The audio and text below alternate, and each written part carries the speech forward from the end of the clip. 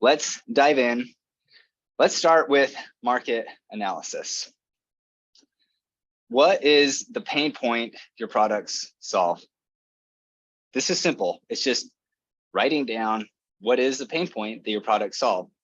And here's an example for you. So people are annoyed by flies. My product kills flies and captures them without the need for maintenance.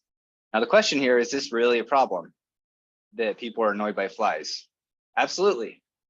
Now, does this really solve the pain point? My product kills flies and captures them without the need for maintenance. Absolutely. Now, that doesn't mean that you're qualified to do a business doing whatever this is. By the way, I made this up, but it does pass this step. There actually is a pain point, and you actually do have a solution to solve that pain point. So let's move on to the next step. What is the volume or demand for your product or service? So for this, we need to figure out, let's use the fly example. All right, people are annoyed by flies, but how many people are actually annoyed by flies to the point that they're willing to actually spend money on? And so this is done. When you think of market analysis, this is typically the part of market analysis that you think of. And there are a few ways that you can do this. You can either go to other people that are doing the same thing, solving the same problem, and just ask them, what is the demand for this? How many people actually want this and are willing to pay you for it? And it's surprising how often the competition is willing to share with you. Other business owners, they have a big ego. They're going to be happy to tell you what their revenue is or how many customers they have. That's like a main talking point. So don't be afraid to ask that. You can also try with your own customers. So for example, when I started this consulting company, I didn't know if people actually would want to hire me for my advice. So I went to people that I trusted and I asked them, you know, would you like legitimately be willing to pay me based on profitability of your business if I help your business? And I was surprised that the answer was, heck yeah, let's do it, you know? And so for me, it was more of a trial of my customers. And another quick disclaimer here, market analysis is not something I'm typically really good at. I get pretty impatient and I do a lot of like really quick market analysis, and I look for the qualifier and then I dive in. Sometimes that leads to business failure. Sometimes it leads out to be really, really good. So if you are kind of on the fence on if your business really has the volume or demand that you need, then make sure you actually go through these steps or hire a specialist. They can do that data for you. Another way that you can figure out your demand is by doing a keyword research. And this is going to be valuable if you own like a local service business or you're selling something online. You can literally just go to Keyword Surfer or Google Trends and type in a few keywords. Like, for example, say you own a plumbing company, you can do plumbing, the city you're in, type that in as a keyword, and it will tell you how many people are actually searching that for that word in that market. And it gives you a good idea of how many people are needing that service, gives you a good demand estimate. You can also do surveys. You can do this through Google Forms. You can use SurveyMonkey. There are a lot of ways to do surveys, especially if you do have a client base and or if you have an email list or you have access to an email list. You can send all this out to a bunch of people and just ask them, if I did this, would you pay for this? You know, or do you actually see this as a demand? How much would you charge? How much would you pay? Blah, blah, blah.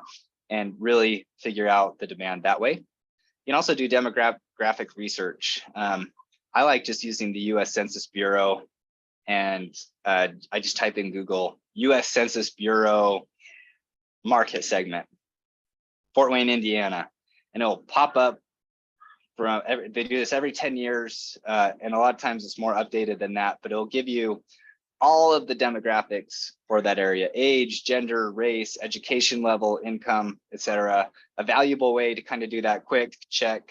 Okay, is this a market that I should even look at? Is there enough money in this area, etc. And then I also mentioned hire a specialist. All right, once you kind of have an idea of what is the demand and volume for your market, now we need to figure out how that pie is split, right? Chances are you're not like realistically going to be able to go and capture 100% of the market. It'd be sick if you could, but not even Apple with iPhones can capture 100% of the market, right? They have competition, and it comes in form of direct and indirect competition. So direct competition is going to be people that do basically the same thing that you do. They offer the same solution to solve the problem that you do. For example, if you own a coffee shop, then other coffee shops in the area are going to be your direct competitors.